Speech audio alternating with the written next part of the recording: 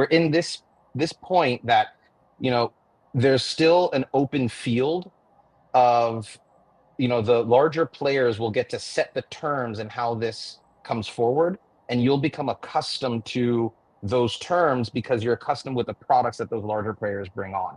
And so in that sense, it's equivalent or parallel to the early .com stage. I don't think we're going to have the same like, boom and bust cycle, because that's more along the lines of crypto in general, and we've kind of had a big quite a bust. I mean, think of all the kind of BS that's been wiped out of crypto over the last 2-3 years. So in that sense, yeah, we're still only at the beginning, and especially when it comes to RWAs.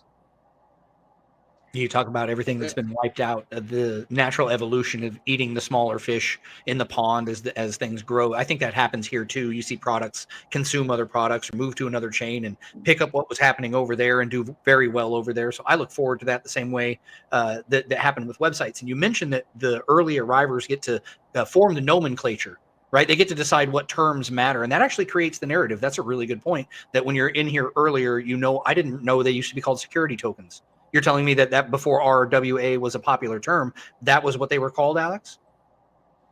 Yeah, back in the day, it was they were called security tokens, and it was the whole point was like, you know, tokenizing a hotel, like there was in Aspen, Colorado, or there were a bunch of Harbor was around, if you remember them. Polymath became Polymesh, or the other way around.